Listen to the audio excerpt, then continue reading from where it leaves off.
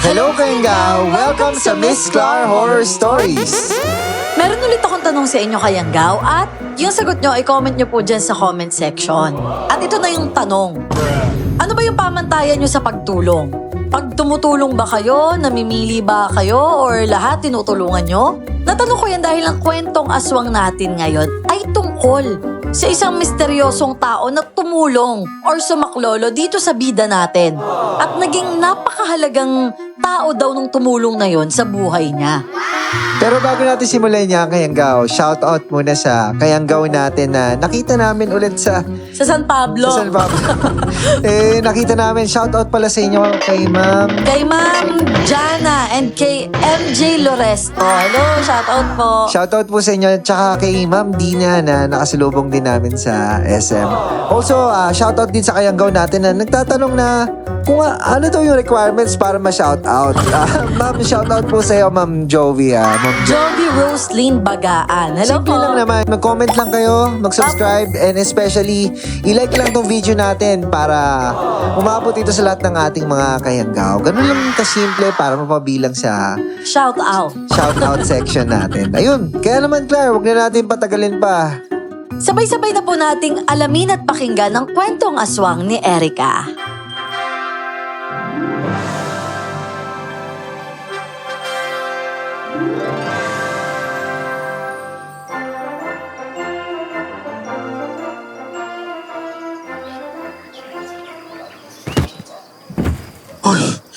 Ayan, naikarga ko na lahat dito sa van. Si Erica na lang talaga. Hoy, Erica! Alam mo, napakakupat mo naman. Tangali na oh. Hayaan mo na, kuya. Nagpapaganda pa kasi.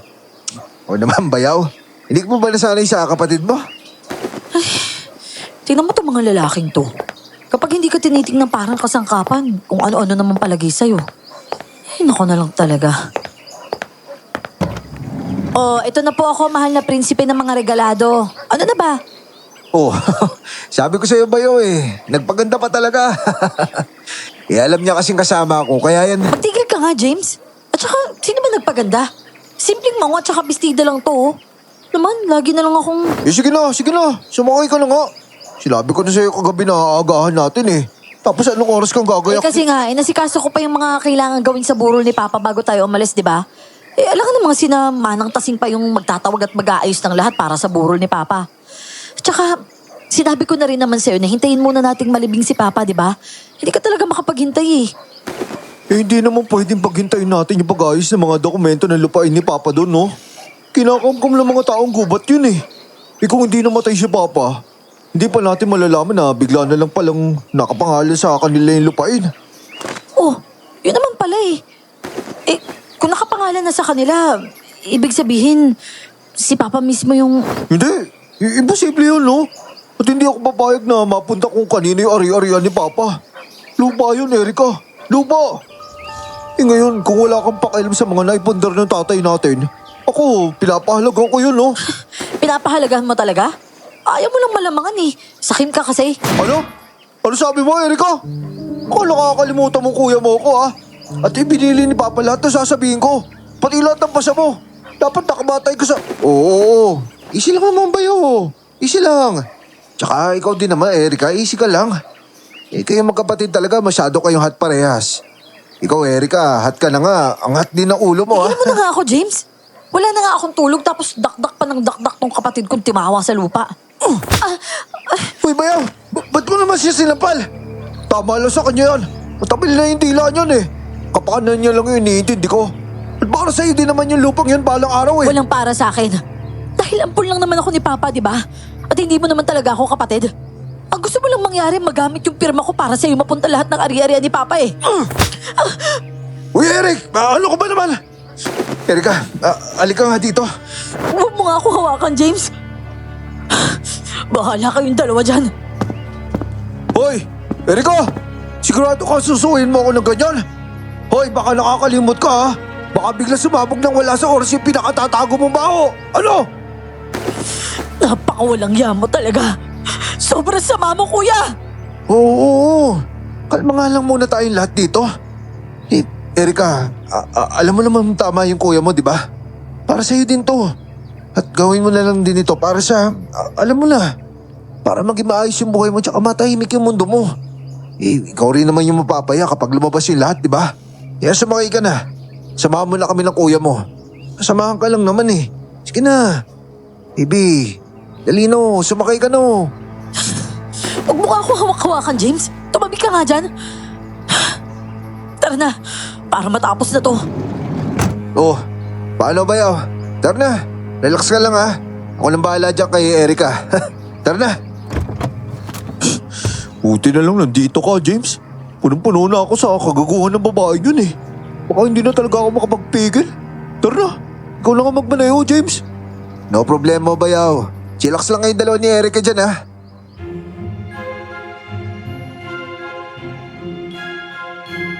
Kamamatay lang ng papa namin ni Kuya Eric. Hinahanda pa lang ang burol pero ang kuya ko hindi na mapakali sa mga lupain at ari-arian ng papa namin. At sa lahat ng pagkukumahog ng kuya ko, kailangan kasama ako. At wala akong magawa dahil sa may hawak itong alas sa akin. Isang lihim ng pamilya na kapag lumabas, ako ang malilintikan. Sa daan ay nakayuko lang ako habang nagpipigil ng luha at mayat-maya naman ang sulyap at ngisi sa akin ni James. Si James ang tropa ni kuya na ipapakasal sa akin. Dahil malapit na kaibigan ng pamilya ang angkan nito.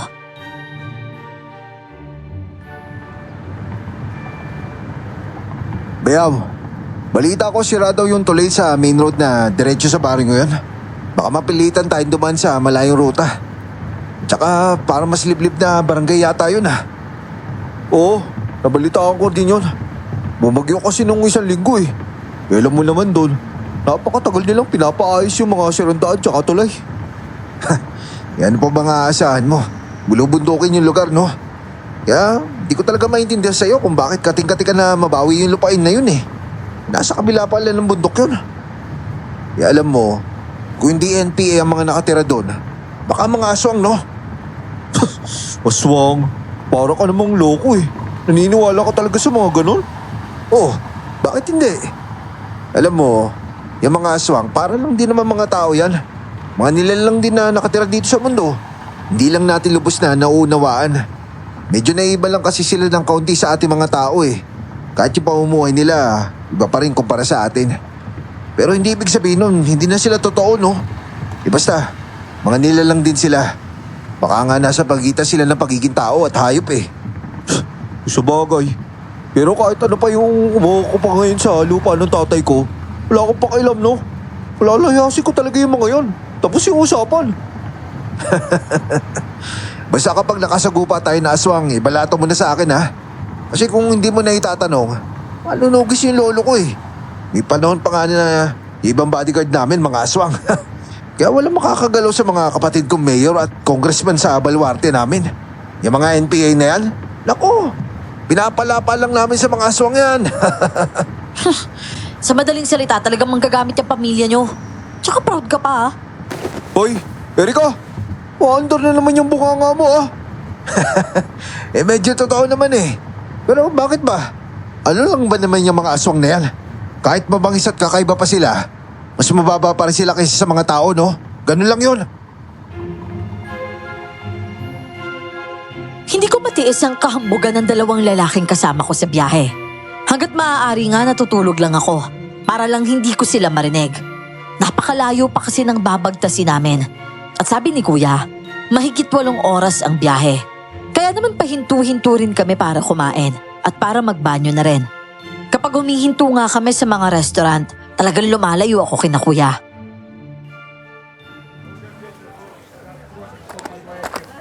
Oh, Erika, ba't nandito ka? Tara muna sa loob oh. Tapos na ako kumain eh. Oh, di maupo ka doon. Gusto mo ba ng panghimagas? Baka gusto mo rin tignan yung garden nila. Tara, sasamahan kita. Mas gusto ko yung hangin dito, James. Kaya ikaw na lang pumasok doon. Okay, samahan na lang kita dito. Magpapahangin lang din naman ako eh. Ay, ang kulit mo talaga. Bahala ka nga dyan. Naantok na naman ako eh. Ito naman oh, mainit pa yung sasakyan oh. May hilo ka lang kapag natulog ka doon. Eh, bubuksan ko naman yung bita. Ah! Oh, ano yan? May tao sa bala. Alak na. Banas na banas talaga ako sa asta ni James. Pero nang lumapit ako sa van, may bumungad sa salamin. Isang maitim na imaheng tila nababalot ng napakahabang buhok. Napaatras ako't napapikit. Pero nang silipin ko ulit, wala na yon. Sakto namang dumating si Kuya Eric at pareho nilang sinuri ni James ang loob ng van. Oh, bakit? Nakita kong papalapit dito yung mga gwardya. Kuya Eric, may nakita kami sa loob eh. May tao. Ano? Nakalak dapat yun. Erika, ikaw yung huling bumaba dyan ha. Baka naman, Nakalak talaga yan. Maayos yun nung iniwan ko. imposible namang may makapasok dyan. Oh, pero, ano yan? Buhok ba yun nasa labag? Ang haba nito. Tsaka meron din sa salamin oh. Tiga mo, ang haba oh. Walang ya. Talaga may nakapasok talaga dito ah. Naku kuya, baka meron din ako dito. Ay, yung baril ko. Hanapin mo yung baril ko. Eto naman yung baril mo. Mabuti na lang hindi pinakailaman to.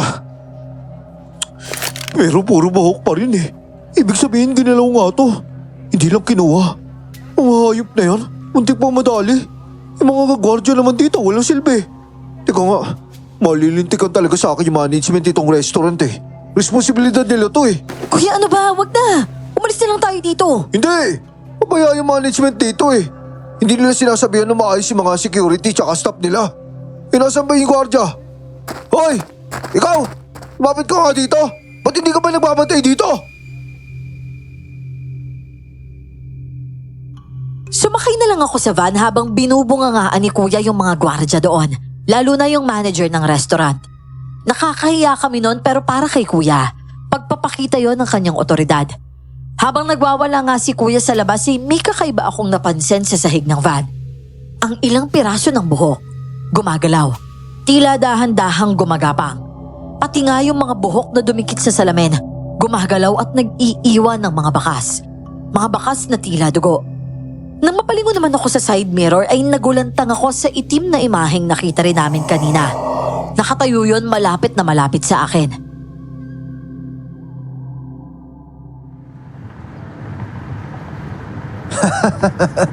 Relax na bayaw. Relax lang. Pus na yun eh. Magpalapit ka na lang dyan. Paano magre-relax? Sumagot-sagot pa sa akin yung manager eh. Pleto pa daw sila sa security. Bakit nakalusot yung pumasok dito sa van? Bakit hindi nakita ng gwardya nila malaki mata? Laki-laki ng mata nun eh. Pwede naman kasing hindi lang talaga nakita, Kuya. Masyadong malaki yung parking space kaya may makakapasok at makakalusot talaga doon. Kunti pagkakamali lang yun eh. Masyado ka talagang mayabang. Ano? Ulitin mo nga yung sinabi mo. Bayaw, easy lang bayaw. Yung beer mo na lang dyan yung intindihin mo. Ano ko ba? Tsaka, pahingi na rin ako na isang bote oh. Pati ako naiinitan sa inyo magkapatid eh. Pahinga ko. Itong isang to kasi. Di na lang manahimik dito. Oh, itong biro.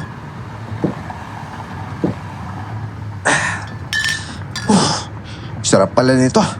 Mabuti na lang masarap din yung gawa nila ng beer nyo. Erika babe, gusto mo ba? Baka naman pwedeng mamaya ka na uminom. Nagmamaneho ka eh. Ikaw naman oh. Alam ko nag-aalala ka lang sa akin pero wala namang problema yan. Yakang-yaka ko yan. Sino naman nagsabi nag-aalala ako sa'yo? Oh, basta, yung mga yellow, walang yun. Kadiri naman yan bayo. Sira ulo talaga yung mga staff doon. Baka pinagtripan tayo ng mga yun ah.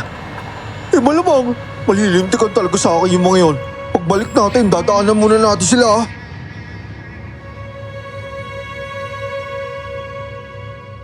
Pero duda akong pinagkatuwaan lamang ng staff ang yelo sa beer cooler.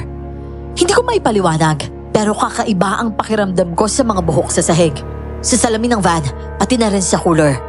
Itinulog ko na lang yung pag-aalala pero hanggang panaginip, hindi talaga ako tinantanan. Sa panaginip ko ay nasa liblib na kalsada ang van. Mula sa ilalim ng dashboard, nagsulputan ng mahahabang hibla ng buhok. Binalot ang manibela saka pinulupot sina James at Kuya hanggang sa magdilim ang buong sasakyan sa kapal ng buhok nito.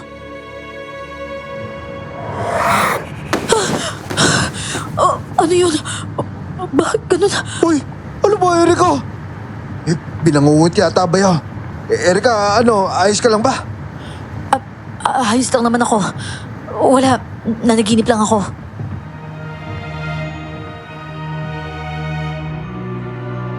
Pagmulat ko ay madilim na. Sa magkabilang gilid ng kalsada ay puro taniman na ng palay. Sa bandang unahan, matatanaw ang isang malaking bundok. Isang baryong nasa kabila ng bundok na yon ang destinasyon namin. Naroon ang sinasabi ni Kuya na lupa ni Papa. Ang lupa raw na napunta na sa pangalan ng mga taga roon. At nang makalagpas kami sa palayan, bumagtas kami sa isang daang paakyat sa bundok. Mas mapuno at mas masukal na ang paligid. Wala na rin kaming ibang sasakyang nakakasalubong.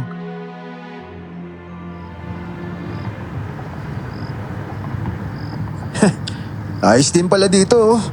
Kahit nasa bundok, maayos yung daan. Pinagawa yan ng tatay ko noon. May plano talaga sila sa lupain na yun eh. Ang hindi ko lang maintindihan, kung anong kalokohan yung nangyari dito tapos napunta dun sa mga taga-bundok yung papel sa lupa na yun. Hoy! Ano yun? Ano yun? Anak na tinapay.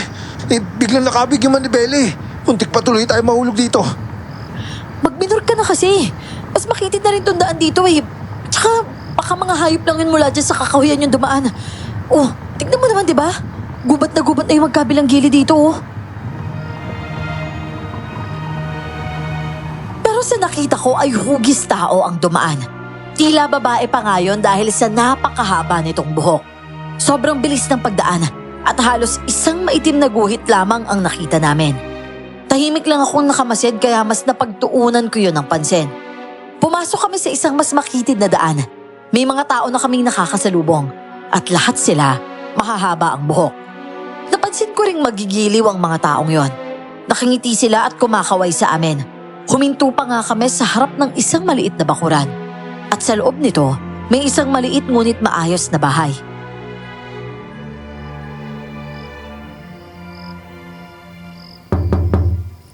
Hoy! Hoy! Ako to!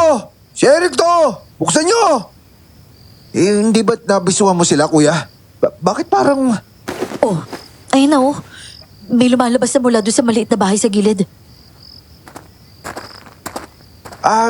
Magandang gabi po. Kaya na nga po ba si Mr. Eric Regalado, yung anak po ni... Oo, ako nga yun. Napakatagal ninyo. Kanina pa ako kumakatok dito eh. Pasensya na po. Mangyari po kasi hindi ko narinig yun eh. Pasensya na po ulit ha.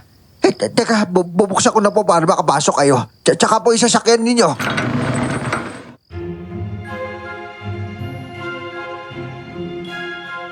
Matagal pa bago tuluyang nabuksan ni Manong Oka ang gate. Kaya lalong naburyong si Kuya doon. Nang maipasok nga yung sasakyan, inilibot kami ni Manong sa maliit pero magarang bahay. Nagluto rin siya ng pagkain para sa amin. Matapos niyang ipakita ang kabuuan ng bahay, agad naman siyang pinaalis ni Kuya.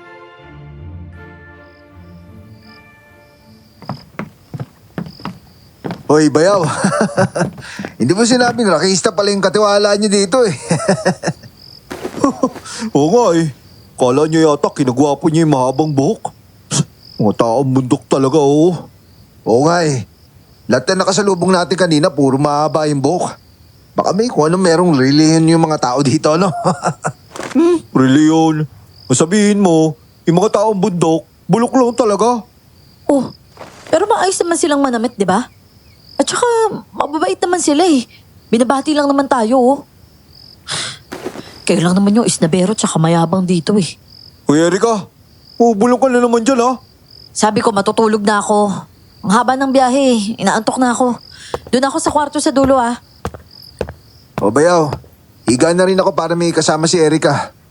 Tumigil ka nga, James. Ako lang mag-isa sa kwartong yon. Kayo na ni Kuya yung magtabi. Sige na, sige na. Bago kang babangon bukas ha. Makikipag-usap ka agad tayo para makalis na rin. Para makapagpirmahan na kagad para tapos na. Eh James, may pupuntahan tayo ha. Ano? Hindi tayo magpapahinga? Pero sige, gusto ko tong lugar na to eh. Madilim, liblib. Parang may kung anong nakatago dito.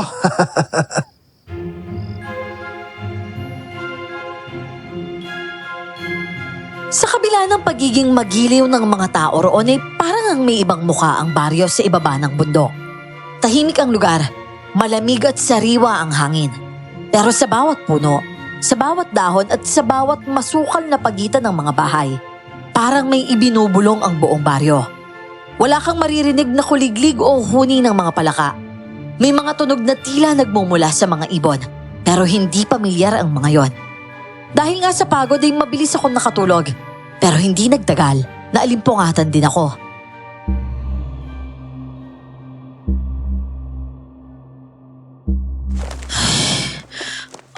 Ano ba to? Saan galing tong mga... Bakit biglang puro buhok tong paanan ko? Ha? Ano yun? Sila kuya ba yung nagtakbuhan doon?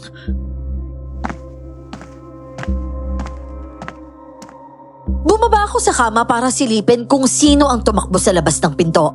At nang maapakan ko ang sahig, saka ko napansing mas marami palang buhok doon. Binaliwala ko lang yon at sumilip sa labas ng kwarto. Bukas ang ilaw sa pasilyo pero wala namang tao. May naamoy akong malansa pero hindi ko matukoy kung saan yun ang gagaling. Lalakad pa nga sana ako sa pasilyo pero hindi ko maipaliwanag dahil bigla na lang akong nakaramdam ng takot. Para kasing may matang nakamasid sa akin. Parang may kung anong tahimik na nanonood. Nahiga na lang ako ulit pero hindi na ako nakatulog hanggang sa abutan na ako ng pagsikat ng araw.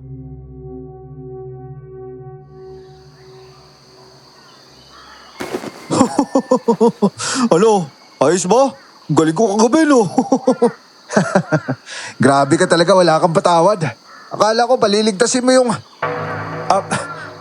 Erica, baby. Sorry, naingayan ka ba sa amin? Oh, hindi pa kayo natutulog? Anong ginawa niyo magdamag? Sa itsura mo nga, mukhang ikaw hindi natulog ah. Ano nangyari sa'yo? Wala. Namahay lang ako siguro. Ano ba yung pinag-uusapan niyo? May narinig ka ba? Ano ba narinig mo? Wala nga, di ba? Puro kayo tawanan kaya wala akong maintindihan eh.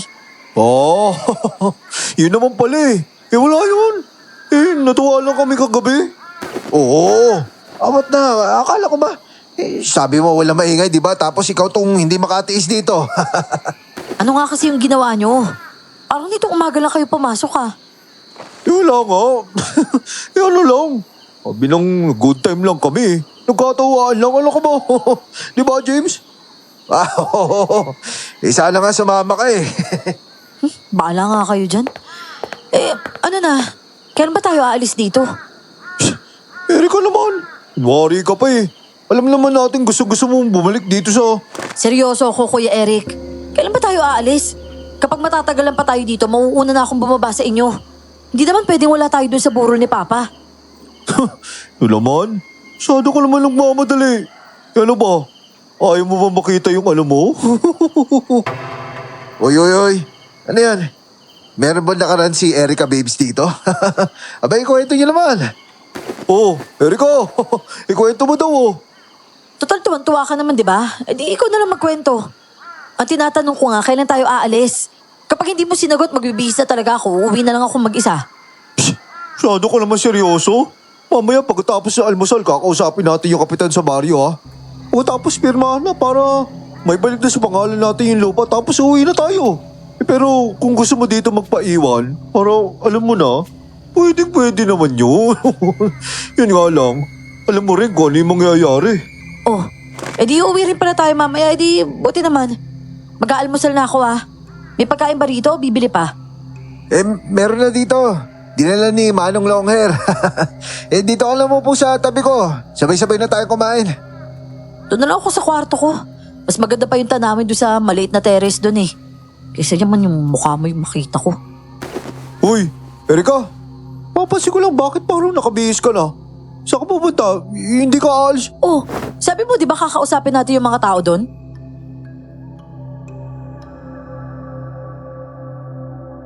Pero hindi ako sumama kay Kuya sa pakikipag-usap sa mga tao tungkol sa lupa. Pagkatapos kong mag-almusal, palihim akong lumabas. Natakasan ko naman sina Kuya at James. Naglakad ako sa mga bahagi ng lugar na yon na dati ko na ring nilakaran. Oo, Miss Clar, pamilyar ako sa baryong yon. Hindi lang basta pamilyar dahil may espesyal na bahagi sa puso ko ang baryo. Lalo na ang ilang taong naroon. Naglakad ako at bumate sa mga taong nakakakilala at nakakaalala pa sa akin. Hanggang sa marating ko nga ang ilog at doon ko nakita ang nakaraan kong matagal nang inilayo sa akin.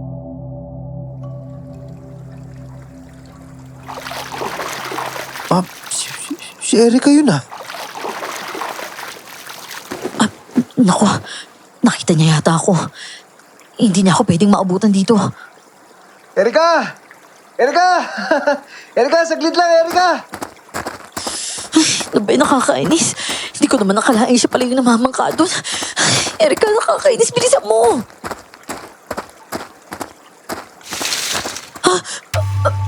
Ano yun? Kumpul ng mga buhok?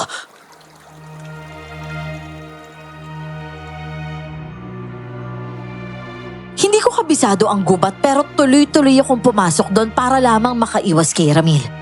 Isang kumpol ng napakahabang buhok na nakaladlad sa puno ang bumungad sa akin. Sigurado akong buhok yun ng tao. Takang-taka pa nga ako dahil nun lang ako nakakita ng buhok na ganun kahaba. At ang bahagyangang gumalaw ang mga hibla. Nangilabot ako. Dahan-dahan akong napatingala. At ganun na lamang ang gulat ko nang makaaninag ako ng isang taong nakakubli dun sa gitna ng mga dahon ng punong yon.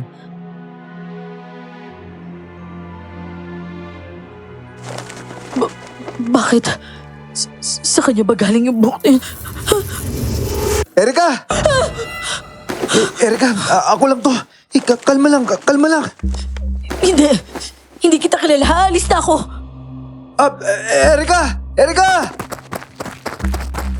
Hoy! Sinungaling ka! Paano hindi mo ako makikilala? Alam ko hindi mo ako makakalimutan! Hoy! Teka! Huwag ka pumunta dyan! Teka! Hindi na pwede. Bahala ka na kung nung iisipin mo sa akin pero... Aray! Buhok! Bakit napakaraming buhok dito? Natisod pa ako doon sa mga... Pilit kong inalis sa mga binti at paa ang kumpol ng buhok na nakapulupot sa akin. Patayo na sana ako nang marinig ko muli ang kakaibang huni. Sa ilalim ng malaking ugat ng puno, may nakadapang nilalang na bahagyang nagtatago sa dilim. Nalilisik ang mga mata nito at sa ulo nito nakakabit ang puno na bumabalot sa gubat. Bigla itong mabilis na gumapang at sumugod. Bago ako daganan, dumating si Ramil at pinatigil ito. At sa sigaw niya ay biglang naglaho ang nilalang. Erica, ba't ka tumakbo? Ba't ka umiiwas? Mag-usap tayo. Hindi kita kilala. Hindi tayo pwedeng mag-usap. Ano? Bakit, Erica? Lumayo ka nun eh. Tapos ngayon bigla kang babalik dito. Pero hindi mo pa rin ako kayang harapin. Ano yun?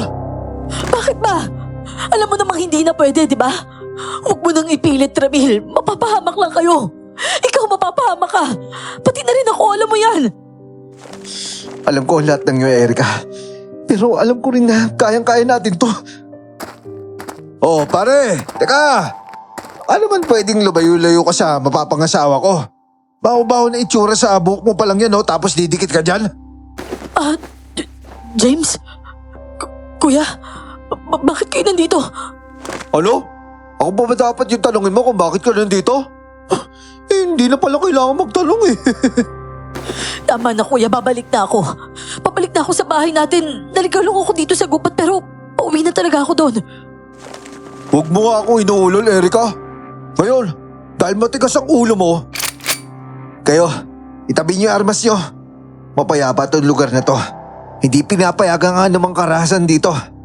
Teka, huwag niyo sabihin na kayo yung mga nagpaulan ng mga bala kagabi. Kayo nang bulabog sa isang nayong kagabi, no? Oo, pare, huwag ka naman ganyan. Akala ko ba bawal yung taas dito? Saka, ano naman yung sinasabi mo eh, wala naman kami kinalaman dun. Yung mga binaril lang namin kagabi, mga hayop lang yun. Di ba, bayaw? Oo, mga hayop pa yun. Mga hayop na medyo mababangis. Pero medyo mababait din. Mga ulang niya talaga kayo. Tama na kuya, tigilan nyo na to! Umuwi na tayo! Hindi ko na alam kung anong kawalang yan yung ginawa nyo pero tama na to!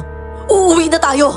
At kapag hindi nyo to tinigil at hindi nyo ako inuwi, bangkay ko yung ibababa nyo sa lugar na to! Alam niyo kaya kong gawin yun at hindi ako mangingimi. Bayaw, umuwi na siguro tayo. Mission complete na naman tayo dito, di ba? Oo, sige. Tara na, Erika. Ako ang magsasabi ko anong gagawin natin. Itabi niyo nga yung mga laruan yung dala. Mauna na kayong maglakad at huwag kayo lilingon. Diretso tayong lahat sa sasakyan ha. Pero Erika, hindi pa tayo nag-uusap eh. Ramil, sobra na to. Sobra-sobra na. Huwag na nating dagdagan pa yung dusa natin.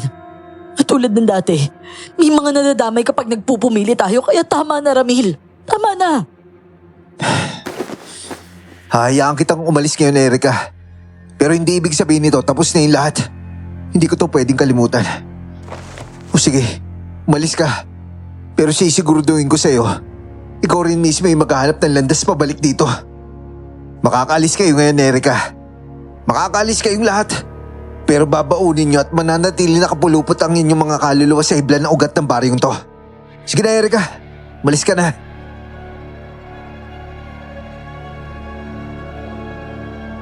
Nakakabutas ng puso ang titig sa akin ng bangkero habang sinasabi yon. Samantala ay nakangisi at nakapamewang pa sina Kuya at James. Pagkatapos ay tahimik kaming bumalik sa sasakyan. Patanghali na nun pero walang tao sa paligid. Bukas ang mga pinto at bintana ng mga bahay. May kutob ako sa nangyari pero wala akong magawa. Bago kami makaalis sa baryo ay biglang pinagkumpulan ng maiitim na ibon ang van at parang may iniwan silang mabigat sa loob ko.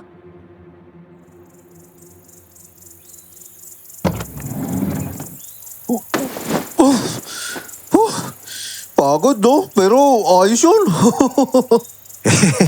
Halip talagang road trip yun Erika babes, halika na. Alalayan na kita. Hindi na, nakakalakad naman ako eh. Tumabi ka nga dyan. Erika naman, huwag mo lang isipin yun. Purin mo na sa isip yun dahil wala na eh.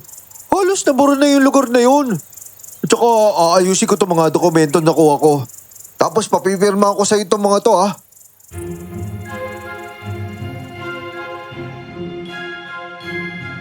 Umiyak akong pumanhik sa bahay at padabog na isinara ang pinto. Bumungad sa akin ang kabaong ni Papa. Nakagayak at napapalibutan ng bulaklak at kandila. Lumapit ako at ibinuhos ang lahat ng sakit. Lahat ng pangungulila, pati na rin pasasalamat sa pagkupkup niya sa akin. Takot sa panggigipit ni na Kuya at James at paghingi na rin ng tulong. Halos kalahating oras akong humagulhol sa ibabaw ng kabaong. Hanggang may mabilis na dumaan sa likuran ko.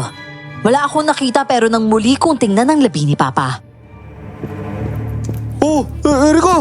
Ano ba? Bakit ka ba sumisigaw? Si Papa... Si Papa ano eh? Bakit bigla siya nawala? Ano? Ano ba kasi nakita mo? Yung... Diyan sa kabaong ni Papa. Napapalibutan ng... Napakakapal na buhok. Oo, si Papa puro buhok. Napakarami nun. Erika, ano ba namang klase kalokohan yan?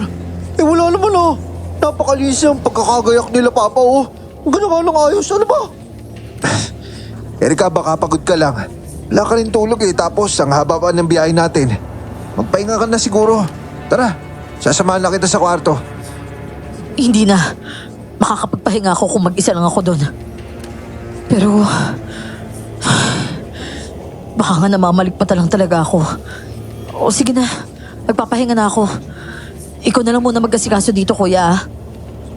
Erika, tawagin mo ako kapag meron kang kailangan Hatiran na lang kita ng pagkain doon. Hatarin mo yung sarili mo. Napaka-epal mo talaga eh.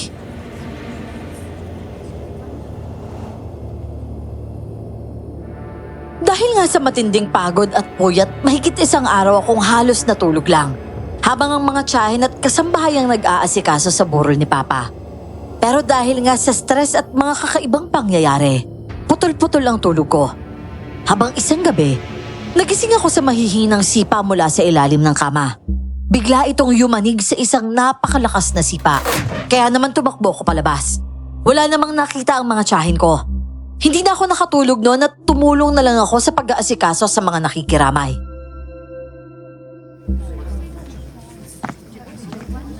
Uy, tara Erika, kain tayo. Meron ako niluto doon. Para talaga sa iyo, no? Kumain na ako. Ikaw na lang. crackers tsaka juice. Eh, yun lang naman yung kinakain mo eh. Masama yan. Baka bumagsak yung health mo niyan. Tara na, dinner muna tayo. Alam mo, nakikita mo ba yung dami ng tao ngayon? Lahat yan kaibigan niya ni Papa. Lahat sila kailangan kong harapin at asikasuhin dahil kayo ni Kuya. Nagiinuman lang kayo dun sa garden eh. Bumalik ka na nga lang dun. Huwag mo na akong istorbohin dito. Ito naman. Kaya nga ako pumunta dito para samahan ka eh. Pwes, hindi ko kailangan ng kasama. Erika. Hanggang kailan ka ba magmamatigas? 2 buwan na lang kasal na natin. By this time, dapat sanay ka na talaga sa akin eh. Oh, ano naman kung ikakasal na tayo? Ilang beses ko nang sinabi sa'yo, James. Wala naman ako pakialam sa kasal na yan eh. Si Kuya at ikaw lang naman may gusto niyan, di ba? Bakit hindi na lang kayong dalawa yung magpakasal? Total, kayong dalawa yung kating-kati sa kasalan na yan eh. Bahala ka nga. Basta tandaan mo, kahit anong pagmamatigas mo, wala ka pa din naman magagawa eh. Masanay ka man sa akin o hindi, sa'yo't gusto mo, ikakasal tayo. Pero huwag ka mag-alala. Sisiguraduhin ko na mga alagaan kita eh. Sarili mo yung alagaan mo dahil kulang-kulang ka. Pareho kayo ni Kuya eh. Kaya ganyan yung mga ugali nyo. Makakala mo kung sino.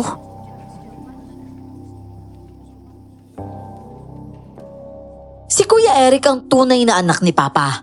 Kaya mula nang magkasakit si Papa, tuluyang napunta kay Kuya ang kontrol sa lahat. Sa bahay, sa mga ari-arian, pati na rin sa mga negosyo at maging sa mga kasosyo ni Papa.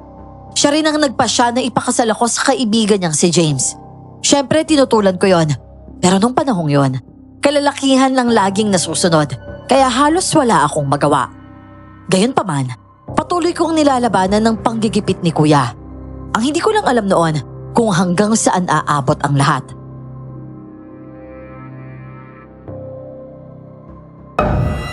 Ha? Ay naku, Erika! Ano ba nangyayari sa'yo? Ayos ka lang ba? Mr. Rason, ako, pasensya na ho ha? Pasensya na ho talaga. Pasensya na po, sir. Pasensya na po talaga. Ano ba kasi yun, Erika? Kita-kita ko na laki yung mga mata mo eh. Kaya naihagis mo yung tray ng mga kape. Ano ba kasi yung nakita mo?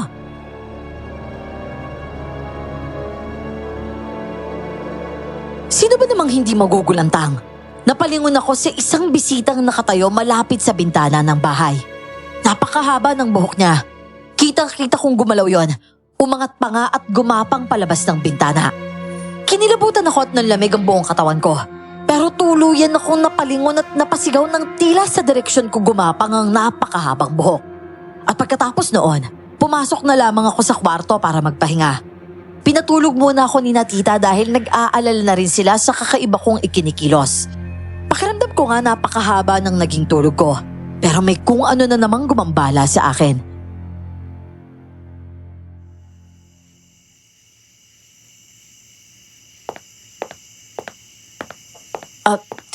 Tita?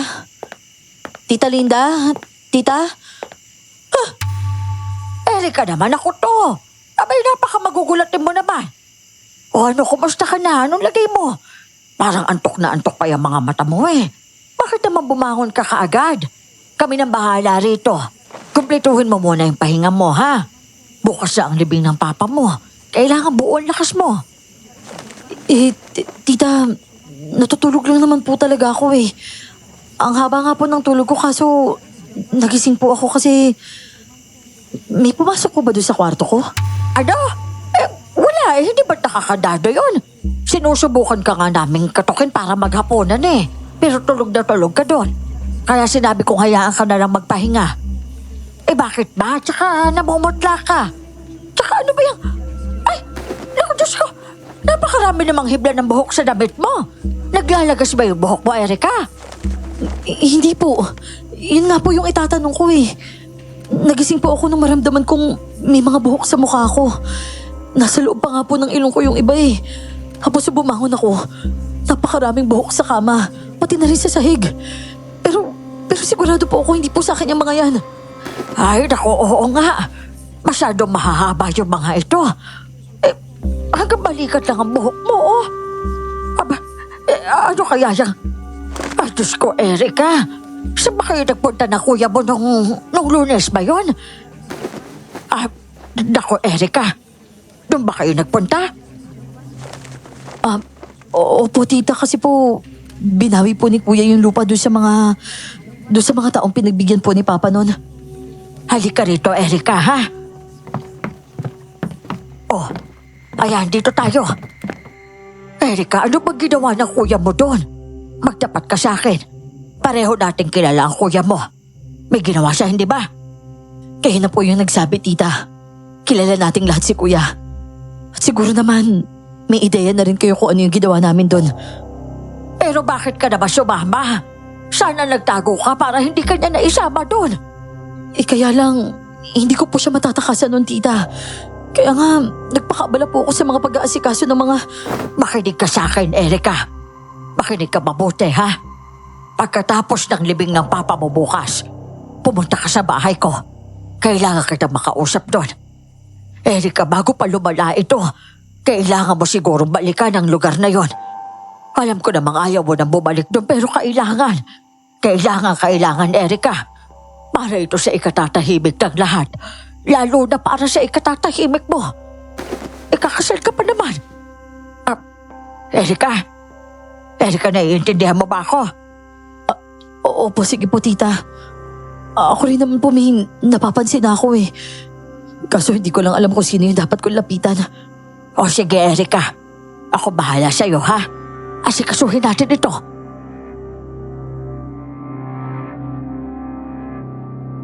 Lalo ko kinabahan sa seryosong titig ni tita. Halatang may alam siya sa mga pangyayaring hindi ko maunawaan. Sa huling gabi ng burol ni Papa, sunod-sunod ng kababalaghan. May mahahabang hibla ng buhok sa pagkain at inumin ng mga nakikiramay. Pati na rin sa baradong palikuran. Pero pagsapit ng mismong araw ng libing ni Papa, doon nangyari ang pinakamalalang kababalaghan.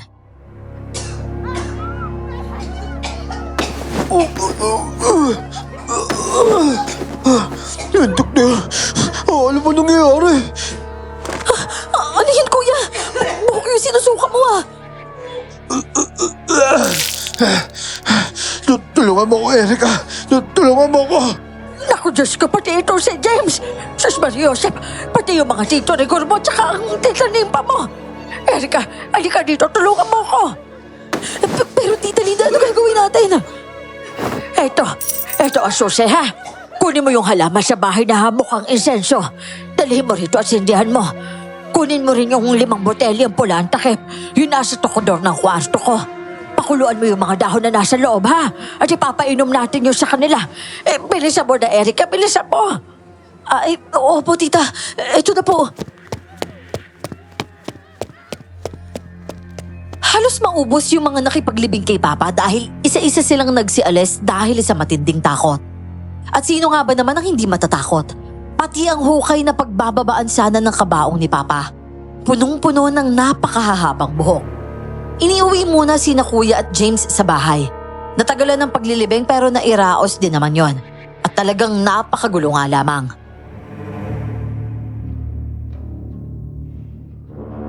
Kayong magkapatid, pati na rin ikaw, James. Kailangan nyo bumalik sa baryo sa bundok sa lalong madaling panahon.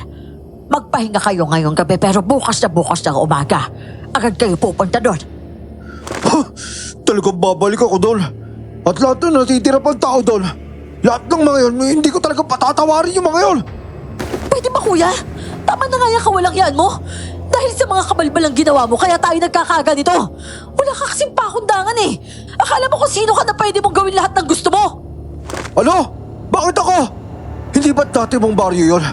Hindi kaya nakikipagsapata ka sa mga kababaryo mong maligno o demonyo doon? O hindi kaya kinakausap mo sila para gawin dito sa pamilya natin? Dahil ano? Dahil ayaw mo magpakasal kay James? Dahil ang gusto mo, yung kababata mong long hair na mabaong bangkero? Yun ba yun? Sa ating dalawa, Kuya, mas ikaw ang may kakayanan at kawalan ng konsensya gumawa ng mga napakatinding kawalang yan. At bakit ba lagi mong ibinabalik sa akin na taga doon ako? Si Papa ang kumuha sa akin doon. Pero hindi ko naman yun minamasama, di ba? Kinupkup ako ni Papa dahil minahal niya ako. Kaya huwag mong gamitin laban sa akin ang pinagmulan ko. Mabubuti at tahimik ang mga tao doon. Hindi katulad mo na maitim ang budhi. Talagang napakasutil mo! Ah! O sige, saktan mo ako, Kuya, sige! Sanay na ako dyan, sige, saktan mo ako! Ano ba naman kayo dalawa? Pwede bang tama na muna yan? Ano ba nang bagahin ninyo sa isa't isa? Isang tabi niyo muna yan. May mas matindi kayong problema ang kinakaharap ngayon. At kayong nanggaling doon lamang ang makakapag-ayos nito. Bayaw, tama na. Ayusin na lang natin to kasi ayoko pa mamatay, Bayaw. Iba talaga yung pakiramdam ko. May gumagalo sa katawan ko, Bayaw. Ayoko pa mamatay, Bayaw. Baka mamamatay na lang tayo. Pahirapan muna tayo bago tayo patayin. Tumahimik ka nga. Masyado ka praning. Pakaduwag mo. Naririndi na ako sa'yo, ha. Pag hindi ka na naimik dito, ako mismo yung totoo na sa'yo. Babalik tayo doon tapos tatapusin ko to. Sinasabi ko sa inyo lahat, tatapusin ko to. Pero tita, ano po ba gagawin namin doon? Ibalik niyo sa kanila ang lupain yon. Pero sa pagkakaintindi ko kay Eric, may napakasama kang ginawa doon. At ngayon, kung papayag sila, kailangan mo pagbayaran ang lahat ng ginawa mo doon. Ano?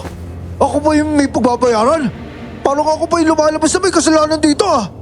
Hoy, ako yung may-ari ng lupa na yon. Ako yung may karapatan. Sinabi na nga tama na yung kahambugan mo, di ba? Alam naman natin takot na takot ka na rin eh. Tinadaan mo lang sa yabang mo. Mamamatay tayong lahat at alam mo yan, kuya. At kahit anong yabang mo, kahit gaano kahaba yung sungay mo, wala kang magagawa doon. Kailangan niyong ialay ang ilan sa pinakaiingatang alahas ng inyong ama.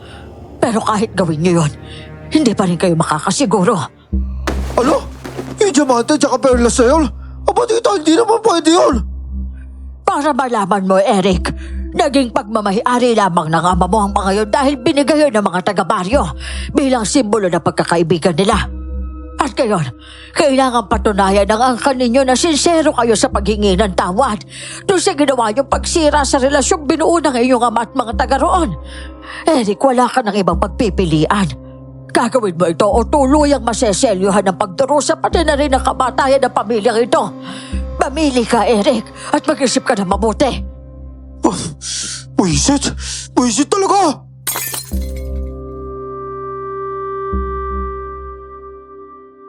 Kitang-kita ko ang galit sa mukha ni Kuya Eric. Pero hindi yun galit sa mga nangyayari. Galit yun dahil sa matinding takot na ayaw niyang aminin. Nakikita rin niya kasi ang kalagayan ni James na lupaypay at halos hindi na makatayo habang nag-uusap nga kami. At sa napakaikling panahon, halos butot balat na si James. Para bang sinipsip ang lahat ng katas at sustansya mula sa kanyang katawan. Nangangalumata rin siya, maputlang maputla ang balat at halos nakalubog na ang kanyang mga pisngi. Pati ang katawan ni Kuya ay biglang nangayayat. Halos lumuwa na rin ang kanyang mga mata. Sa kabila ng kalagayan namin, sinunod namin si Tita Linda. Agad kaming bumiyahe pabalik sa baryo sa bundok. Kakaibang banayad at payapa ang biyahe namin noon. At sa halip na mapanatag, lalo lamang akong nabagabag.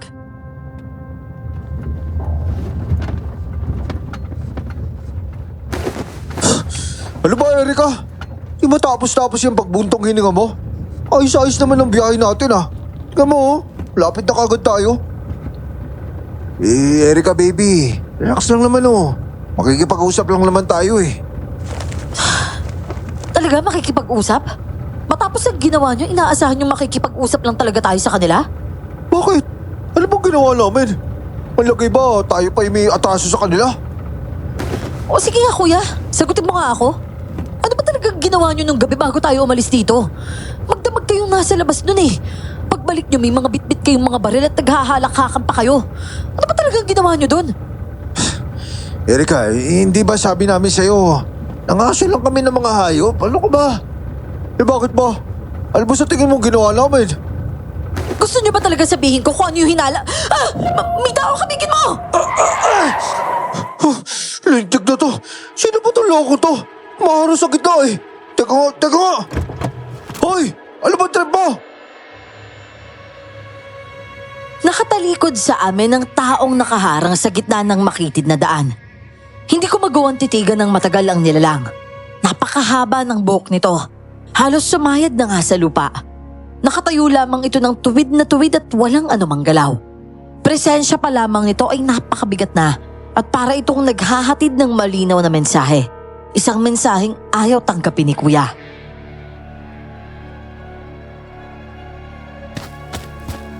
Kuya! Kuya, ano ba tama na? Kausapin mo na nga lang siya ng maayos. Ikakausapin ko naman talaga na maayos yun eh. Hoy! Marap ka nga dito! Talagang nakatalikod ka pa ha? Para ipagmalaki mo na mahaba yung buhok mo? Ano ba yan? Ang baho niya na! Kung ang baho mo! Yung buhok mo siguro yan! Halata napakadumi eh! Tingnan mo oh! Naglalangis na tapos dikitid pa! Hoy! Grabe napakabaho naman yan! Ano ba yan? Kuya, ano ba, tara na? Kung sino ka man, maayos ako nakikiusap sa'yo. Sige na, paraanin mo na kami oh. May kakausapin lang kami dyan sa baryo. Nakikiusap na ako sa'yo. Walang iya ka naman, James. Sinukahan mo pa ako. Tama na yan, Erika. Di tayo dapat nakikipag-usap sa mga ganyan. Tumahimik ka nga, kuya. Wala ka na nga silbi, papahamak mo pa tayong lahat eh. Inuulit ko, nakikiusap naman ako. Sana paraanin mo naman kami. Bapadaan ka rin naman pala eh. Dami mo pang drama. Hoy, maligo ka ha. Baho mo. Itinaas ng taong nasa gitna ng daan ang kanan niyang kamay at marahan siyang sumenyas. Pagkatapos ay dahan-dahan itong naglakad pababa sa masukal na kakahuyan, doon sa gilid ng daan. Nakapagpatuloy kaming muli, pero hindi rin kami gaanong nakalayo. Mismong sasakyan naman ang biglang nagkaaberya. At sa nakita kong nangyari dito, alam kong hindi na namin yun magagamit. Para talaga kaming pinaglalaroan ng lugar na yon.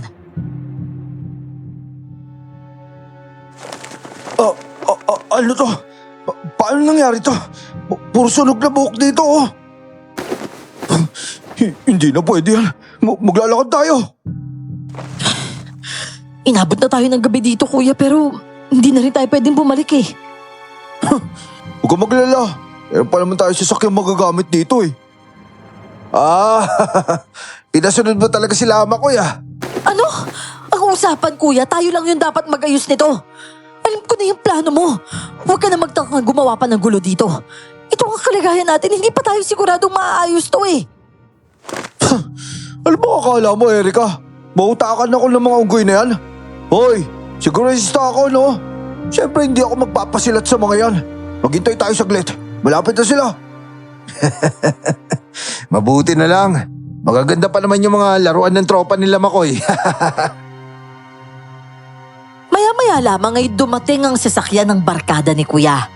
Isa rin yung van na may sakay na 6 na lalaki. Lahat sila may dalang armas. Ayokong sumakay sa van na yon lalo na't puro armadong lalaki ang laman. Nang malingat si kuya, bigla akong tumakbo papasok sa kakahuyan sa gilid ng daan. Siyempre nang galaiti si kuya at agad akong hinabol, kasama na ang kanyang mga kabarkada. Doon! Doon siya pumunta! Doon banda! Nakita ko siya kanina doon! Maghiwalay-walay tayo! Kayo, doon kayo! Dito naman kami! O sige na, kumilos na! Hindi ako sasakay sa inyo. Puro lalaki kayo at baka kung ano pang pumasok sa mga ulo nyo. Puro pa naman kayo mga adik. Kuya, tinamaan mo ako! Ang galing ko, no? Huwag kang mag-alala, sa binti lang naman yan eh. Magpasalamat ka pa nga. Alam mo kasi, Erika, habang pinagbibigyan kita sa mga kalokohan mo, lalo mo naman talaga ako sinusubok eh. Ayan ka tuloy. Sagad talaga yung kawalangyaan mo. Kinasusuklaman kita, kuya! Sana ikaw na lang yung namatay at hindi na si Papa! Kaso hindi eh. Si Papa yung namatay sa amin.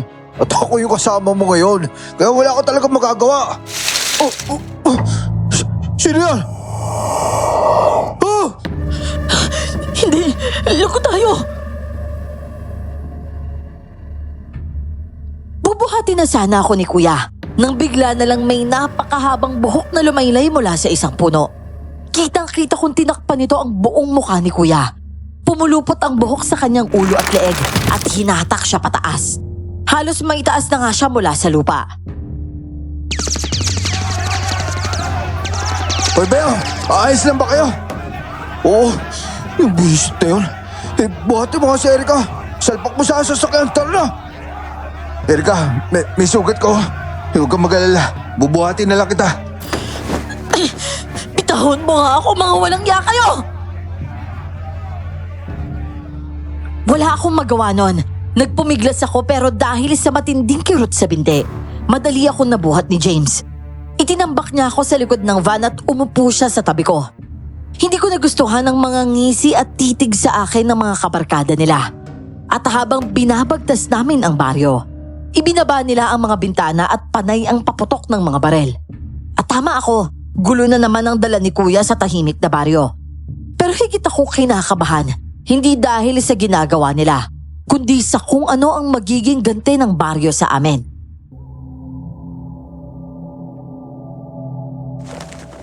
Oh, ayan. Dito ka muna. Kuya! Kuya, ano gagawin mo? Kuya, huwag mong ituloy yan! Makinig ka, Erika. Itong baryong to, pupulbosin ko lahat ng natitira pang tao dito. Pagkatapos susunugin ko tong buong lugar, tuluyan ko na tong buburahin. At saka ako patatayan ng kung ano. Pagkagandahin tapos paulyarin ko to. At wala ka na magagawa dito kaya manahimik ka na lang. Sa dami ng armas na dala nila kuya ay kayang-kaya nga nilang lipulin ang maliit na baryong yon. Kung karaniwang baryo lamang ang pinag-uusapan. Habang nakakulong, hindi ko sinayang ang natitira kong lakas sa pagpupumilit na makalabas. Sa halip ay pinilit kong mag-isip ng paraan upang makatakas. Hindi maganda ang kutob ko sa mahihina at pinong kaluskos na naririnig ko sa paligid. Pati na rin sa bubong, sa mga dingding at sa mismong kisame ng bahay. Pero sina kuya walang kamalay-malay. Abala silang nag-iingay at nag-iinuman sa sala. At hindi nga nagtagal. Ang kanilang kasiyahan ay unti-unting napalitan ng takot at kilabot. Manipis lamang ang dingding ng kwarto, kaya malinaw kong naririnig ang lahat.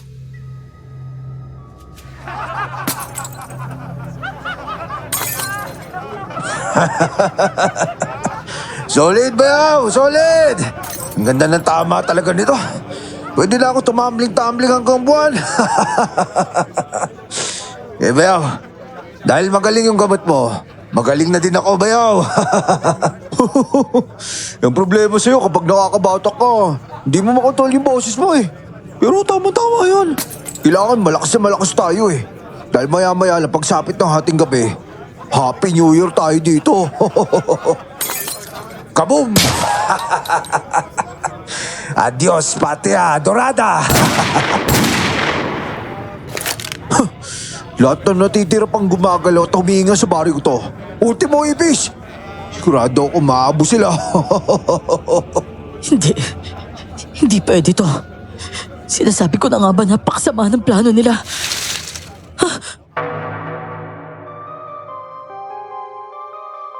Sa pagitan ng lahat ng ingay at pagwawasak ay may pamilyar na tunog ako naririnig sa labas. At maging sa loob mismo ng bahay. Nang mapalingon ako sa bintana, nanlaki ang mga mata ko sa figura ng isang taong nakatagilid sa dilim. At dahil nga madilim, hugis lamang ng ulo at napakahabang buhok nito ang nakita ko. Mabilis din itong nawala at maya-maya pa.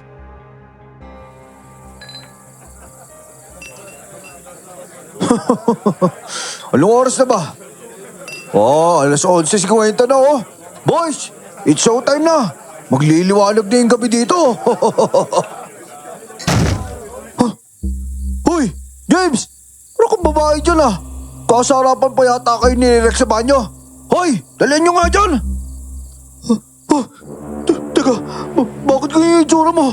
Bakit ka puro buhok? Bayaw si Rex! Bayaw! Alo? Umayos ka nga dyan, para ka sira ulo eh! Ay, umalis ka nga! Bakit nagkaganyan si Rex? Hoy! Tulungan niyo nga ako dito! Bakit nakasumsum ng ganyan si Rex sa lababo? Rex! Naubutan ko ba nagilamo si Rex yan eh? Pero nakita ko, bigla na lang binalot na napakahabang buhok yung ulo niya. Hanggang likod. Tapos bigla siya sinumsum sa lababo. Parang galing sa butas ng lababo yung mahabang buhok. Nilunod siya ng buhok, bayaw. Diyan mismo sa lababo. Naku, bayaw. Papatayin tayo ng buhok. Merong halimaw na buhok. Tama na! Sobrang ka yata sa batak eh. Nasisira na yata yung ulo mo. Tumigil ka nga. Anong halimaw na buhok ka dyan? Baliw ka ba? Hoy, kayo! Tulungan niyo nga ako dito kay Rex. Rex, ano ba? Hoy kayo, tulungan niyo nga ako. Ayun, lumalawit na mula sa kisame yung buhok. Yung buhok, papatayin na tayo dito. Saan mo ay bunganga mo para akong praning eh? Kailangan kong makaalis dito. Madadamay ako, kasalanan yung lahat to eh.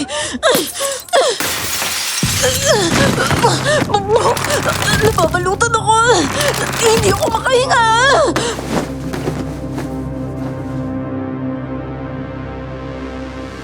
Tila nagmula ang mga buhok sa ilalim ng pinto ng kwarto.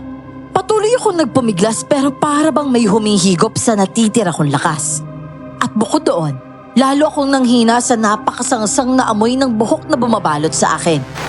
Kinaladkad ako ng mga buhok palabas ng kwarto. Pero nawalan ako ng malay bago pa ako tuluyang mailabas. At ang magkamalay nga ako.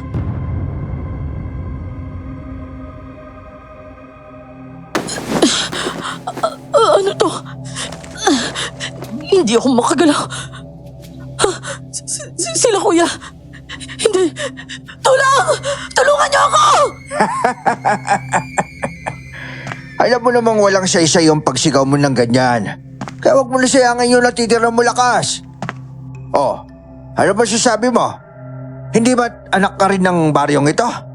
Pero pinalad ka dahil nagka-interest sa'yo si Don Enrico Regalado. Yung lalaki nakala namin kaibigan nitong baryong to. Pero isa rin pala siyang sakib. Nililang niya lamang kami. Mang Oka, ano nangyayari sa kanila? Bakit ganyan yung mga itsura nila? Si James, si Kuya at ang buong tropa nila ay nakabite ng patiwarek.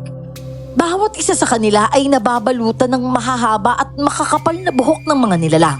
Mga nakakapit sa mga dingding ng bahay. Pero parang hindi lamang sila basta nakapulupot sa buhok. Tila humihinga ang bawat hibla.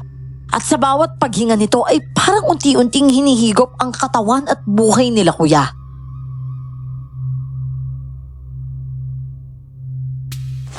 Hindi lamang sila binalutan ng buhok. Hindi lamang pinipigilan ng kanilang paghinga. Ang bawat hiblan ng buhok ng ating ama. Ang bawat hiblan ng buhok ng ating kababaryo. Sila yung humihigop at kalaunan sisimot sa kanilang lahat. Pero Mang Oka, hindi naman po kailangan umabot sa ganito. Sapat na siguro maparusaan sila pero yung patayin po sila. Hindi ganun ang baryong to, Mang Oka. Hindi nga. Ang baryo ng mga manlalayog mapayapa at tahimik. Ang mga taong ito magigiliw. Namumuhay man kami sa ibinibigay na kalikasan. Sapat lang sa aming pangangailangan. Hindi naman nasalat ang baryong ito sa kabutihan loob. Kaya lang ang pagkamaamon ng mga natira dito ay siya ring dahilan kung bakit kami naapi, ginigipit at ginugulo. Kaya ngayon, oras na upang ipamalas ang natatanging bangis at kapangyarihan ng mga manlalayog. Hindi Mang Oka, mali po to. Hindi kayo dapat pumapatay. Kung ihahambing sa mga tao, sobra-sobra ang kakayahan at kapangyarihan ninyo. Walang kalaban-laban sa inyo yung mga taong yan. Hindi. Mali ka. Namkupkupin ka nito ni Enrico. Nakasama mo sila. Ikaw mismo ay nakakaalam kung gaano karahas, kasakimit, kasamay ang mga taong yan. Kaya hindi dapat sila kaawaan. Dahil sa kanilang pagiging mabagmataas, ito yung magiging kapalaran nila. Buhay ang kabayaran ng mga katarantanuhan nila. Ikaw, anong ginagawa mo dito? Mauka, hindi maitatama ang isang pagkakamali sa pamamagitan ng isang pagkakamali. Tama na to! Ramil, ano ginagawa mo? Oo, taga rito nga ako. Pero mali ang ginagawa nila sa mga taong to. Napakabilis kumilos ni Ramil, yung bangkero sa ilog. Gamit ang manipis na itak, tinagpas niya ang mga buhok na nakapulupot sa katawan ni na Kuya. Parang lantang gulay silang bumagsak, pero humihinga pa naman. Sinugod si Ramil ng mga manlalayog, pero walang kahirap-hirap na silang pinaghahagis. At ang makakita ng pagkakataon, hinatak niya ako palabas. Sumugod kami sa kakahuyan hanggang sa makarating sa pampang ng ilog.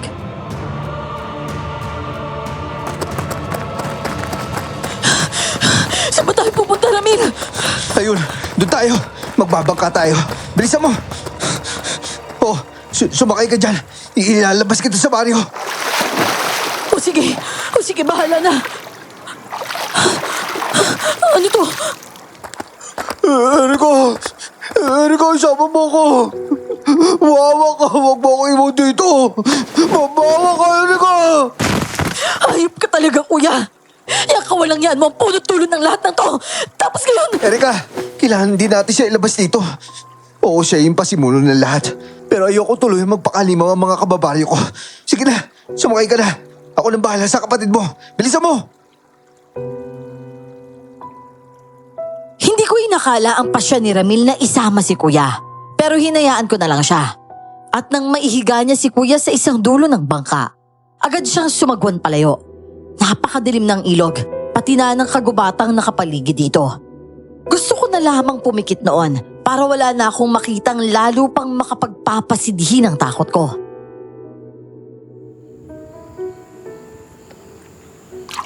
Natatakot ka? Napakadilim dito, Ramil. Tapos, nasa tubig pa tayo. Sobrang lalim ng ilog na to eh. Ilan taong ka na bang nawala dito? Megit 15 na ba? Tama ba ako? Sa bagay, talagang magbabago ka rin kung ganun katagal na nga. Hindi ko naman ginustong magbago. Hindi ko rin naman ginustong mawala dito. Ibinigay ako ng mga magulang ko kapalit ng pera ni Papa. At mga panahong yun, wala akong boses. Wala akong sariling pa siya. Pero kahit ngayon, para wala pa rin naman akong magagawa. Nasa sa'yo naman yan eh. Bakit hindi ka magpasya? Bakit hindi mo panindigan yung pasya mo? Yung nasa puso mo. Bakit kahit kailan, Erika, di mo man lang maipaglaban yung sa atin? Ramil, matagal na yun. Napakabata pa natin noon. Hindi ko nga alam kung ano ba talaga yung sa atin. Kung totoo nga ba yun. Napakabata pa natin noon, Ramil. Ganon? Ako lang pala yun. Ako lang pala yung nagbigay ng malalim na kahulugan sa lahat. Erika, lahat na meron tayo noon, bahagi lang pala ng kabataan natin. Ngayon, tatanungin kita. Noong nakita mo kung ano yung naisip mo, ano yung nararamdaman mo? Sa totoo lang, Ramil, hindi ko na alam. Ang dami-dami nang nangyari sa akin at tungkol sa'yo. Hindi ko na alam kung saan ko pa yun mahahanap sa puso ko. Hindi ko naman binaliwala ang lahat. Hindi ganun yun. Ramil, masyado lang akong nilamon ng mga nangyari sa akin. Pati yata yung puso ko, pati yung damdamin ko nilamon na rin. Natabunan na. Erika, muntik na tayo magkapamilya. Kaya hindi ko maintindihan kung paano mo nasasabing tabunan ko na lang yung nangyari sa atin dati. Oo nga't mga bata tayo. Pero hindi natin pwede itanggihin lahat. Hindi lang pinayagan ng mga magulang mo yung pagdadalang tao mo dati pero... Oo na, Ramil, oo na. Totoo kung totoo, sige. Pero napakalayo na ng panahong yon. Napakabata pa natin noon. Ang problema, kahit ano pang gawin natin, kahit ano pang nararamdaman ko ngayon, hindi na pwede. Wala na, Ramil. Hindi ako karapat-dapat, kaya wala na yon. Kalimutan mo na lang ako. Eh di malinaw. Ganun pa rin yung nararamdaman mo sa akin. Parehas lang naman tayo eh. Oo, iba na yung mundo mo ngayon. Nakalayo tayo at napakarami nagbago. Pero yung nasa loob natin, sa dami na nangyari at sa tagal natin nagkalayo. Erika, nandito ka pa rin eh. Erika, May gumagalaw sa ilalim ng tubig, Ramil. ako bahala Erika. Hawakan mo tong isa pang itak. Huwag ka matakot. Hindi ka nila magagalaw. Ang napakatahimik na tubig ay tila biglang huminga. May mahinang huni at nakakatakot yun at hindi maipaliwanag. Nasinabayan pa ng banayad pero kakaibang paggalaw sa ilalim. Malapit sa bangka. Paikot-ikot ang tunog at galaw. At ang mas nakakatakot, parang lalo silang dumarami. Delikado Erika. Hindi tayo pwedeng dumanaycho palabas ng baryo. Ramil, ano ba yung mga naririnig ko? Parang papalapit na sila ng papalapit. Ramil, baka naman... Nakasunod sila sa atin. Pero hanggat nandito ako, hindi nila magagalaw kahit dulo ng buhok mo. Parang maling-mali talaga na sumama ako sa'yo dito. Pati ikaw na damay pa. Pati yung mga kababaryo mo, kinakalaban mo na dahil sa akin. Kuya? Kuya, bakit? Erika, huwag kayo manatili dito sa tubig. Ikaw, lalaki, ialis mo si Erika dito. Alam mo, delikado to lugar na to. Ilayo mo siya sa tubig. Hindi siya pwede nandito. Sige na. Delikado tayo kahit saan tayo magpunta. Pero sa ilog yung pinakamadaling daan palabas ng baryo. Hindi. Niloloko mo lang si Erika. Masama rin yung plano mo sa kanya. May masama akong mabalak sa kanya. Erika! Erika! Kuya! Ramil si Kuya, nababalutan siya ng buhok! Ramil, ano yan? Hindi! Erika, huminahon ka! Mapapahama ka! Huminahon ka lang. Huwag kang kikilos ng biglaan. Hindi pwede! Hindi pwede! Erika, delikado ka! Erika! Kuya! Kuya! Hindi! Erika, huwag ka sumigaw. Nakikiusap ako. Nung una ay mangilan-ngilang hibla lang ng buhok ang nakita ko sa katawan ni Kuya. Hanggang sa tuluyan siyang mabalutan nito. Hinahatak siya pababa. Nahawakan ko pa ang binti niya pero dumulas siya at nahulog sa napakadilim na ilog. At para siyang nilamon ng tubig. Hindi ako makapaniwala pero wala talaga akong magawa. Pasensya na, Erika. Patawarin mo ako. Hindi ko rin ginusto yung nangyari sa kapatid mo. Pero sa ngayon, wala na tayong magagawa eh. Ewan ko, Ramil. Kita mo naman, di ba? Tuwing nagtatagpo tayo, walang magandang nangyayari. Lalo na dinala mo ako dito ng ganito. Malinaw naman, Ramil, di ba? Talagang hindi pwede. Ang masaklap na may napahamak na. At wala na. Mukhang wala na talaga yung kapatid ko. Oo, hindi talaga kami magkasundo nun at suka-suka ako sa mga pinagagagawa niya. Pero hindi rin naman tama yung nangyari sa kanya. Alam mo yun. Pasensya na talaga, Erika. Pero, ano ba talagang plano mo? Saan mo ba talaga ako dinadala? May pupuntahan ba tayo o ikot-ikot lang tayo dito sa ilog? Bakit hindi tayo makadiretso sa daan palabas ng baryong to? Dahil mas matindi yung nakabang sa atin doon. Kailangan muna kitang dalhin sa mas ligtas na lugar. Ligtas na lugar? May ganun pa ba dito? Erika, alam kong mahirap pero magtiwala ka muna sa akin. Nagtiwala na ako sa iyo kanina, Ramil, pero tingnan mo kung ano nangyari.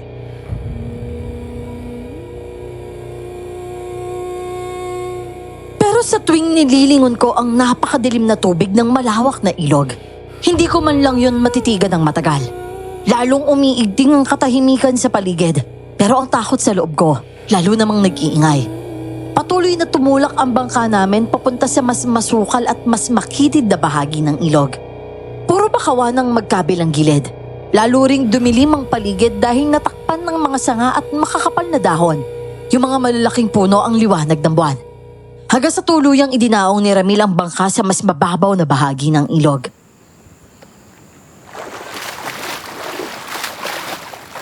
Dito na tayo, Erika. Tara, lalayan kita.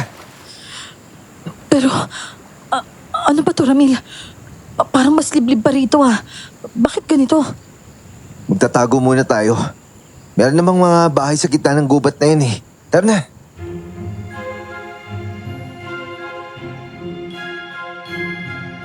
Gubat yun pero hindi nawawala ang tubig sa lupa. Napakaputik ng paligid at halos wala kaming matapakang maayos dahil sa napakalalaking ugat ng mga puno.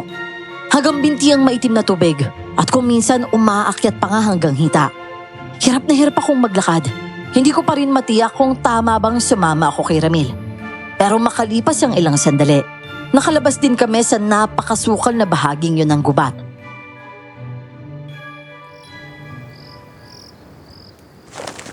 Lakihan mo yung hakbang mo dyan ha. Pero paglagpas naman yan, mas okay na yung daan dito. Pero ang lalim niyan, Ramil. Teka lang, baka magkamali ako eh. Ayan. Oo nga no. Mas maayos na talaga dito. Buti naman wala ng tubig.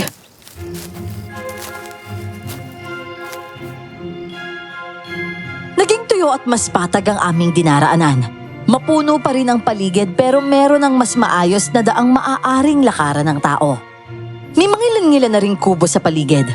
Habang patuloy kaming naglalakad, unti-unting naging mas maaliwalas ang lugar. Mas mahangin at muli nang nasilayan ang buwan. Mapuno pa rin ang paligid pero halatang mas malinis at mas inaalagaan ang bahaging yun ng gubat. Pumasok kami sa isang malaking kubo. Kumpleto ang mga gamit sa loob at maliwanag ang paligid dahil sa mga gasera. At doon lang ako bahagyang nakahinga ng maluwag.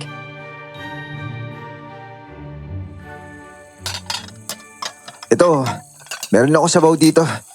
Higop ka muna ng mainit para sa katawan mo. Tapos may nilagang saging tsaka kamote din. Kailangan mong bumawi ng lakas mo eh. Salamat Oo, sige, kakain ako. Ang sarap nitong sabaw Iba talaga kapag sariwa yung mga sangkap, no? Oo, sige lang. Kumain ka lang dyan. Ikaw, hindi ka ba kakain? Sige, kakain din ako. Erika, pasensya na talaga. Lalo ko pa nahirapan dahil sa akin. Pero kaunti na lang. Kapag nagliwanag na, may lalabas na talaga kita dito. Ayos lang yun. Ayos lang naman ako At saka, baka hindi ko na rin kailangang hintayin mag-umaga. Hindi naman pwede yun, Erika. Napakadelikado nun. Bukas mismo ako yung mag-atid sa'yo dun sa... Erika, bakit? Walang ya, Ramil! Wala na yung kapatid ko, kaya ngayon papatayin din kita! Kanina niyo pa ako pinagmumukhang mahina. Kanina pa ako nagtitimpi sa'yo, kaya ngayon, pasihirapan ko kayo! Erika, wag!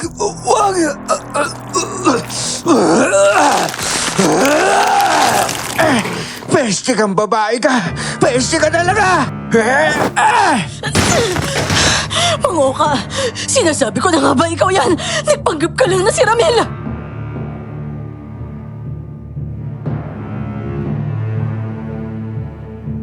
Hindi ko makakalimutan ang nasaksihan ko ng malapitan. Habang lalo kong ibinabaon ng kutsilyo sa sikmura ni Ramil. Biglang natuklap ang mukha niya at lumitaw ang mas nakakatakot na anyo ni Mang Oka. Paskulubot, mas maitim ang balat at mahaba ang buhok. Hinatak niya ang kutsilyo at inihagis ako. Naalalayan ko ang bagsak ko kaya nakabangon agad at nakaiwas nang muli siyang sumugod.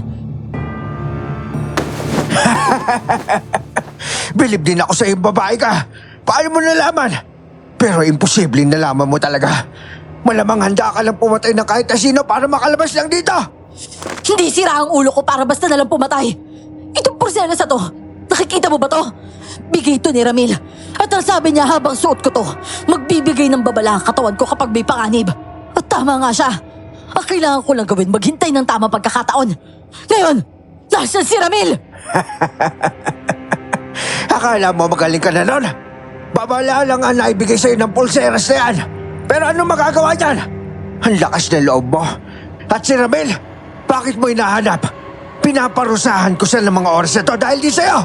Pagbabayaran niya yung pagsalungat niya sa sarili niya mga kaure. At ngayon, sigurado ako wala ka na kalaban-laban. Mamamatay ka na rin ngayon!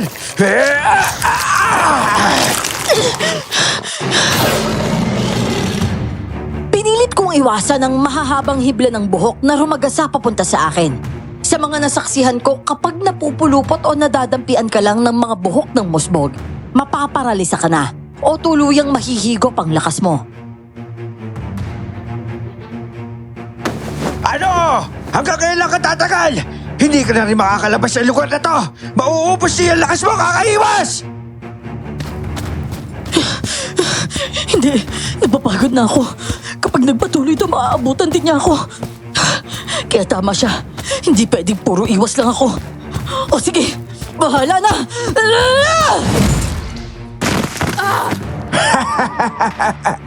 Mahina ka lang talaga! Alam kong mahuhuli rin ako kapag naubos ang lakas ko sa kakailag. Kaya naman sumugal na ako. Direkta kong sinugod ang aswang at winasiwas ang kutsilyo. Pero masyadong maikli ang armas ko.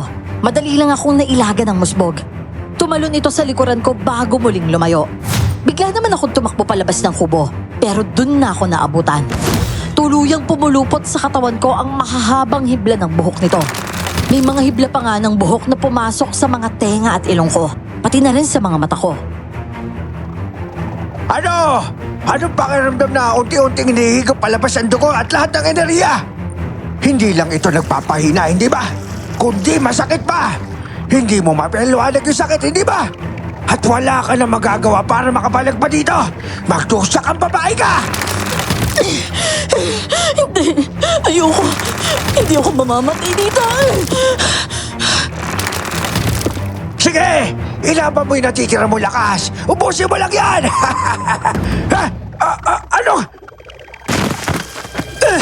Tumigil ka naman ko ka! Hindi!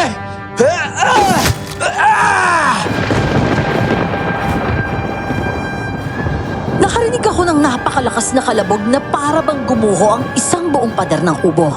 At ang kasunod doon, narinig ko ang boses ni Ramil, pati na rin ang biglang pagdaing ng aswang.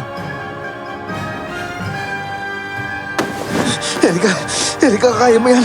Kayanin mo, Erika. Ramil, salamat at dumating ka.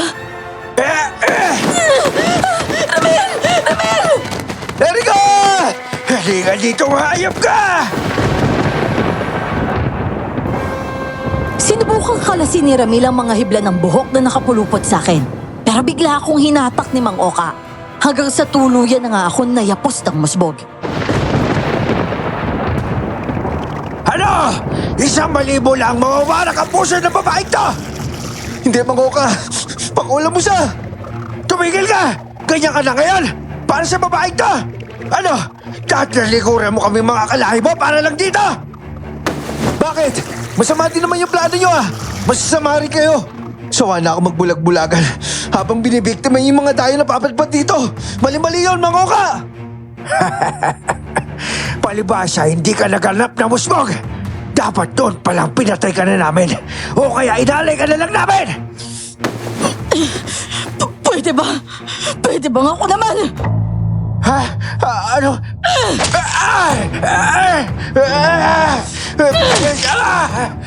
Besi ka, babae ka! Napakasasama nyo! Masasama yung lahi nyo! Kaya ito ang nararapat sa inyo! Ha? Hindi! Ano gagawin mo? Wag! Wag yan! Teka, Erika. Uminahon ka. Matutupok tayo lahat yan. Erika! Lumayo ka na dito, Ramil! Napaka-perwisyo mo talaga, babae ka! Hindi!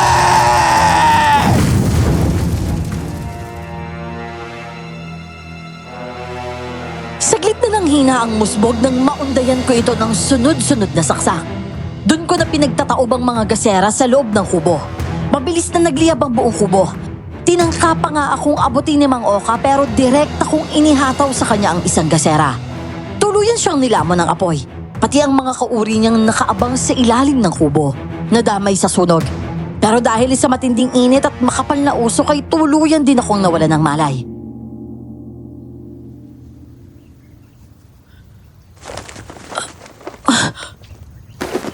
Ano? Ramil? Erika, huwag ka muna masyadong gumalaw. Dami mong sugat eh. Ramil? Pati ikaw puro galos. Napakarami mong sugat. Pasensya na, Ramil. Hindi ko na napigilan yung sarili ko. Talagang nagdilim na yung paningin ko. Erika, tama lang yung lahat ng ginawa mo. Mabuti yung ginawa mo. Salamat sa iyo at nakalaya din ako sa lahi ng mga musbog. Ilang oras din kaming namangka ni Ramil bago tuluyang nakalabas sa baryong yon. Nagamot din ako ni Ramil at ang mga galos naman niya ay kusa ring naghilom. Dahil kalahating musbog nga siya. Nakabalik ako sa bahay ko. Pero mula noon, hindi ko na muling nakita si Ramil. Tinanggap namin noon na dahil sa lahat ng nangyari, talagang hindi kami pwedeng magsama. Pero ang plano ng Diyos ay laging mas malaki at mas tama kesa sa sinasabing kapalaran ng tao.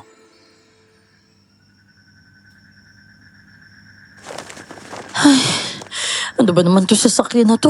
Nasira pa. Ay, tapos wala man lang bahay dito. Lalakad na nga lang ako hanggang sa makakita ko ng bahay. Ay, Miss, kailangan mo ba ng tulong? Naku, malas naman. Mukhang sanggado pa yata tong isang to naku hindi. Iniiwan ko lang dito yung sasakyan ko kasi kikitain ko yung pinsan ko doon sa kanto. Nandyan na siya eh. Pulis yun. Malaking tao tsaka maskulado yun tsaka may baril. Malayo pa yung kantong sinasabi mo eh. Saka, wala naman akong nasasagap na tao doon. Ramil? Kamusta, Erica? Hindi mo ako nakilala. Ramil? Ako nga to, Erica.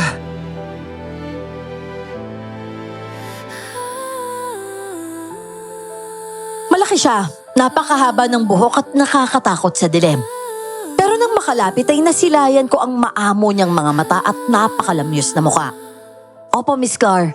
Sa madilim at liblib na kaling pinagtirikan ko, si Ramil ang lumapit sa akin. Nalito ako sa nakita at naramdaman ko. Pero nang hawakan niya ang mga kamay ko, parang Diyos na rin ang bumulong. Makalipas ang isang taon ay humarap kami sa altar at nangakong magsasama habang buhay. At anumang suliranin, ang plano talaga ng Diyos ang mananaig. Yun, grabe naman. Alright. Guys, napapansin nyo, nakailang palit kaya kami ng damit ngayong konti. Parang parang Nakatatlo? Ano ba? Parang 3 araw namin ni-record to isang Tatlong palit kasi 3 araw namin ni-record to eh. Ayun, Kendo. Anyways, ano masasabi niyo sa kwento natin? Nag-enjoy ba kayo? Kami, solid na Oo, solid talaga lagi. Kaya nga 3 araw namin ni-record eh. Sobrang enjoy. Ayun, Kendo. Please, subscribe naman kayo sa mga hindi pa nakasubscribe. And please, iwan din kayo ng comment. And please, pakilike din yung video natin para mapanood to lahat ng ating mga kayanggaw. So, ayun. Ayun. Salamat.